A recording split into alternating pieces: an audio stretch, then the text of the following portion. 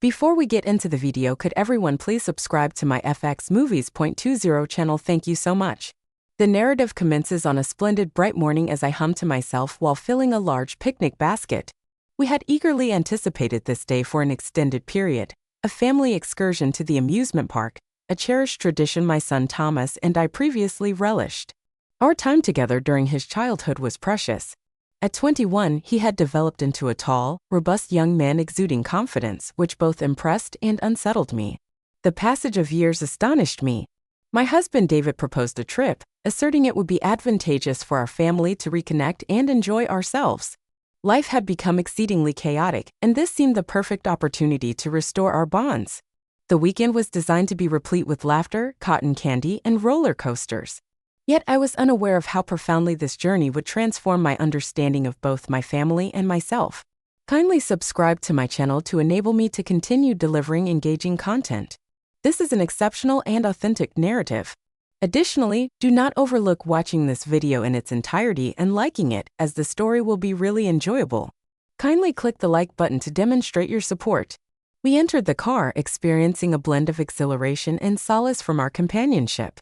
Logan occupied the back seat, engrossed on his phone, occasionally glancing up to share a smile. I observed that his gaze lingered on me longer than usual, imbued with a warmth that quickened my heartbeat. However, I could not comprehend why. I dismissed the sentiment, rationalizing it as merely the exhilaration of our excursion. As we neared the amusement park, the aroma of popcorn and the sounds of laughter infused the environment. We spent hours dashing from ride to ride, engaging in games and indulging in delectable treats. It felt like a temporal capsule, evoking memories of Logan as a child, tugging at my hand, imploring for another ride. Presently he was guiding us, occasionally glancing back to ensure I was in tow. Around midday, David opted for a respite, prompting Logan and me to venture into the park independently. We approached the Ferris wheel, which we typically reserved for last. As the wheel elevated us above the park, a wave of tranquility enveloped me. In that instant, it was merely the two of us, suspended in the air with the world beneath us. Have you always been present on my behalf? Logan addressed me softly, maintaining eye contact with an expression I did not fully understand. I naturally reacted with a smile. Mothers fulfill that role. His gaze was intense, imbued with an element beyond my understanding. He elucidated that I had transcended the role of a mere mother to him. A shudder coursed down my spine. His words were comforting, yet they bore gravity that caused my heart to accelerate. I expressed amusement, saying, "Cease efforts to alleviate the tension. As your mother, it is my responsibility." Yet, Logan did not respond with laughter. He leaned in closer, his eyes still probing. As if seeking something I could not offer, he murmured, "You mean more to me than merely that." Enough formed in my stomach. This was my son. We should not be engaging in this dialogue. I swiftly repositioned, seeking to distract myself. "Logan, what are you articulating?" He glanced away, gazing at the horizon as if striving to organize his thoughts. He said, his voice scarcely audible, "I am uncertain how to articulate this, but in your presence I experience an undeniable sensation." I recoiled, feeling as though I had been doused in cold water. I was his mother, and this was erroneous. I intended to conclude the talk, although the words lingered in my throat. Following the journey, I rose quickly and compelled a smile, releasing my grip to locate your father. I whispered, my voice trembling. The remainder of the day was obscured. I endeavored to focus on enjoyment, the uncomplicated joy of being with my family. Logan's gaze remained fixed on me longer than I would choose to acknowledge. His eyes emanated a warmth that caused my skin to tremble. The most troubling aspect was that a little part of me wished for him to maintain his gaze that night.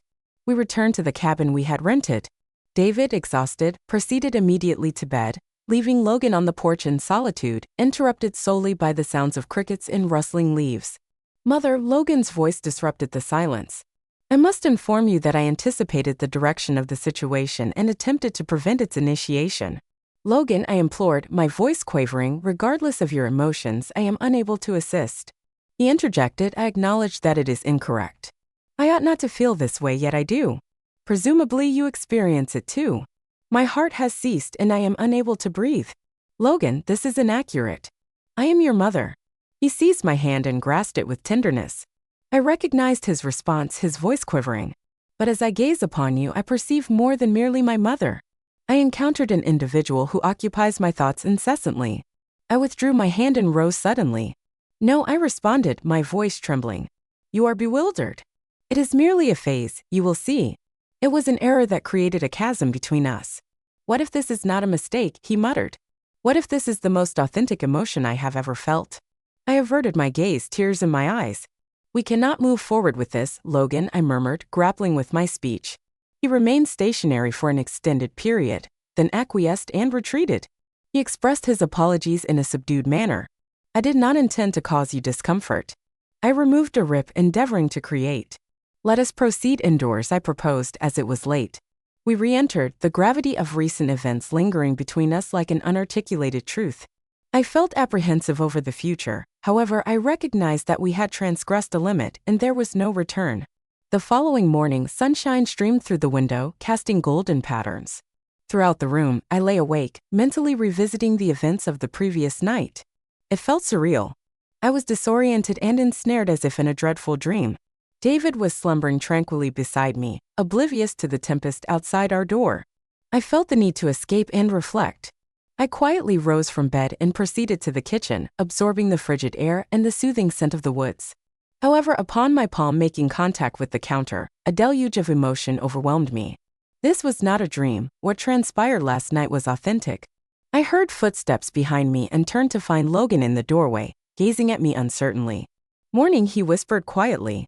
I responded with a strange smile that appeared feeble and exposed. He approached, and I interrupted him. Last night, Logan, let us refrain from proceeding with this. It was late, and we were both fatigued. We spoke sentiments we did not intend. Let us disregard it, shall we? However, he maintained his gaze, his eyes penetrating, filled with an undeniable intensity. A mumble that I could log in softly, and I doubt you can as well. I reverted to the murmuring, enticing myself to regain my composure. I asserted that we must go, Logan.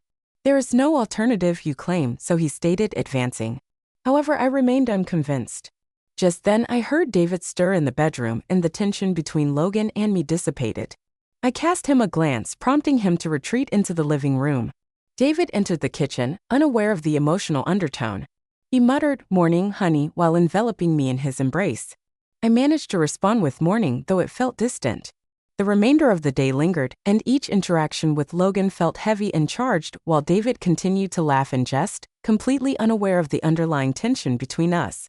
As dusk approached, David proposed that we return to the cabin for an early dinner, to which I acquiesced, desiring to evade the gathering whirlpool inside. I returned to the cottage and labored diligently in the kitchen. Logan remained nearby while slicing vegetables. Each movement became more acute and weighted. Our shoulders grazed, causing me to recoil. He said softly, "You are evading me." "I am not," I replied through clenched teeth, avoiding eye contact. "You are," he argued, "and while I comprehend, we cannot disregard this indefinitely." I placed the knife down with my hands trembling. I turned to confront him. I fervently asserted that we must. This is unjust, Logan. It cannot occur prior to his ability to respond. David inquired from the living room about the delay. I swiftly gathered myself and feigned a smile as I responded, indicating that supper was nearly complete. The rest of the evening transpired in a haze. We dined in silence, the sole sounds being the clinking of silverware and David's sporadic remarks. I was unable to meet Logan's gaze. I refrained from meeting his look as supper ended and excused myself, claiming fatigue. But upon closing the bedroom door, tears surged hot and bitter. A soft knock on the door made me freeze. I was reluctant to confront him, yet he entered nonetheless. Logan stood before me, his eyes brimming with desperation and torment, and he said, "We need to talk." I shook my head and erased my tears, saying, "We do not possess that. We are unable to." Yet he disregarded this and knelt. He positioned himself before me and grasped my hands, murmuring to me with a quavering voice, "Kindly refrain from distancing yourself from me." I looked down at him, and everything within me disintegrated. His touch was gentle yet urgent, imparting the sensation that we had arrived at the culmination of our journey. The subsequent kiss was not tender, it was profound, imbued with the myriad emotions we had both endeavored to conceal. When it concluded, we reclined together, trembling in the silence that enveloped us, laden with the awareness that what had just transpired would remain irrevocable. "What actions led to our disarray?" murmured Logan as he kissed my forehead and uttered words that cannot be retracted. Although I harbor no regret, rather I was more troubled by other matters. The subsequent days seemed like an endless haze, with the world becoming indistinct. We adhered to our customary routines, yet everything felt altered. Logan's eyes were like unspoken dialogues, a shared secret from which neither of us could evade. David remained apathetic, smiling and untroubled as if nothing had transpired. Yet circumstances had altered. I sensed it in every word, touch, and moment shared with Logan.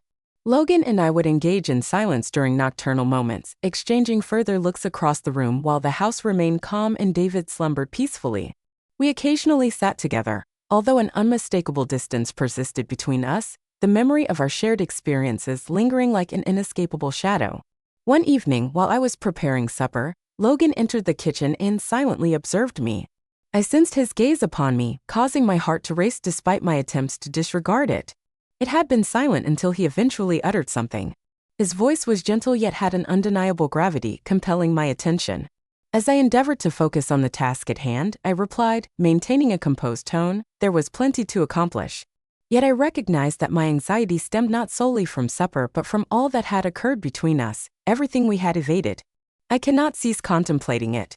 He recognized that his voice was scarcely perceptible about the events that transpired and our respective emotions. I oriented myself towards him, my heart racing. "Logan, we have previously discussed this. It was an error, a moment of vulnerability." However, he shook his head and approached me, asserting that it was not a mistake. I have never felt more assured regarding any aspect of my life. It is impossible to disregard it as if nothing occurred. I withdrew, experiencing an ache. Accelerated heartbeat. "This is inappropriate, Logan. We cannot proceed along this path." Less helpful. He inhaled deeply prior to grasping my hand. "Mother, I am indifferent to notions of good or evil. All I am aware of is my incessant thoughts of you. You are cognizant of our situation." His words burdened my chest and stifled me. Yet an inner compulsion urged me to acquiesce. I abruptly withdrew my hand and shook my head no. "We are unable to proceed with this. This does not represent us. You're my offspring. What if it exceeds what he asserted? What if our relationship transcends that of mother and son? What if this is something distinct? An unspecified item?" Genuine tears welled in my eyes. I averted my gaze, reluctant to confront his look. "I am uncertain about the nature of this, Logan. Although it cannot be this." Logan did not respond. He merely observed from his position. I briefly entertained the notion that he would utter something transformative. However, he remained silent. He simply nodded and departed, leaving me in the kitchen. The subsequent days were marked by uncomfortable silences and challenging circumstances. Logan's piercing gaze appeared to permeate my being, evoking a recurring constriction in my chest. A blend of humiliation, worry, and want that I could not dispel. I endeavored to keep my distance, to focus on matters unrelated to the tumultuous emotions within me. But each time I looked, the burden of our mutual secret wound, threatening to engulf me. Logan disclosed his sexual orientation one evening. Joined me on the porch, where I was contemplating the stars. We observed tranquility, accompanied solely by the rustle of foliage and the distant calls of nocturnal fauna. He interrupted the silence, stating, "I understand it is difficult, but I do not regret what transpired, and I cannot continue to feign that it was inconsequential." I inhaled unsteadily. I endeavored to stabilize myself. I'm uncertain what should I communicate to Logan. "No further comments are necessary," he stated with composure. "I wanted to convey that I am not departing, as you are precious to me." His candor really resonated with me, and I saw for the first time that the forthcoming journey would be arduous. To relinquish the affection he articulated, regardless of its apparent severity, was authentic, and there was nothing I could do to expunge it from my heart. I rose and brushed away a tear that had eluded my attention. "Logan, we must halt this for our own advantage. It cannot recur." He rose, his expression softening, yet his eyes retained the same fervent desire. "I comprehend," he murmured, his voice trembling. "But I cannot alter my feelings, and I doubt you can either." The days following that conversation were laden with unbearable tension. I attempted to feign normalcy, but it proved futile. Each time Logan looked at me, his eyes revealed the truth, and whenever I averted my stare, I felt as if I was betraying myself. Ultimately, on the last night of our adventure, the stars twinkled above us while the cool night air filled my lungs. I recognized that I could no longer evade the emotions, the confusion, and the shame that demanded acknowledgement. Logan and I were previously positioned together under the glorious sky, Everything else appeared to fade into the tranquility of the night. It felt as though we were the only two individuals on Earth. However, I withdrew, murmuring, "I cannot do this." Logan remained silent, merely observing me with his gaze. I perceived both torment and comprehension. He recognized my correctness, yet he also acknowledged that neither of us would ever erase the memories of what occurred, regardless of our efforts. We returned indoors side by side. However, the chasm between us had already expanded. I was aware that it was not over for any of us. The repercussions of our actions would persist, perpetually haunting us and remaining unforgettable. As I reclined in bed that night, absorbing the melodious sounds of the world beyond, I realized that nothing would return to its former state. The following morning, I was roused by the chirping of birds outside the cabin, yet an unsettling difference permeated the atmosphere. The atmosphere was thick with unarticulated sentiments that transformed it. I remained in bed for an extended while, my mind immobilized, incessantly replaying every glance, touch, and word exchange between Logan and me. It resembled a nightmare from which I could not escape, and the truth seemed suffocating. David was already awake when I exited the room, blissfully unaware regarding the wrath that had ensued between Logan and me. He greeted me with his habitual cheerfulness, a radiant smile that now appeared oddly remote. "Good morning, honey," he murmured, kissing my forehead as he passed through the kitchen. "Good morning," I replied, attempting to sound casual, but my voice emerged strained and artificial. My smile resembled a facade, unable to mask the void I felt inside. I feigned composure at breakfast. However, the burden of recent events weighed heavily upon me. Logan entered shortly after, taking a seat at the table, maintaining a motionless gaze. He uttered no words, yet his eyes conveyed an emotion I could not fully discern: regret, longing, and agony. This prevented me from gazing at him for an extended period. I found his presence intolerable. It acted as a persistent reminder of the line we had transgressed. The more I endeavored to dismiss it, the more potent it became. The day elapsed languidly, each second prolonging as I endeavored to evade any additional intimate exchanges with Logan. Whenever our paths converged, an unacknowledged barrier loomed between us, which we both understood yet refrained from acknowledging. In the afternoon, we packed and readied ourselves to depart from the cottage. The journey home was marked by silence, devoid of the customary banter or laughter. I sensed Logan's gaze upon me once more, yet I was unable to compel myself to return it. I was apprehensive about what I may observe in his gaze. The recognizable landmarks of home ought to have offered solace. Nevertheless, they merely intensified the melancholy that had taken residence in my heart. I presumed that upon returning to our old environment, normalcy would be restored, although I recognized this as a falsehood. Nothing could ever revert to normalcy again. David was unloading the car while I observed him from the doorway. My thoughts, however, were focused elsewhere. Logan entered behind me, and for a few moments I anticipated him to speak, but he remained silent. He stated plainly, remaining stationary and gazing at me with an inscrutable expression. I could sense the tension once more. He attempted to articulate a thought, although the words eluded him.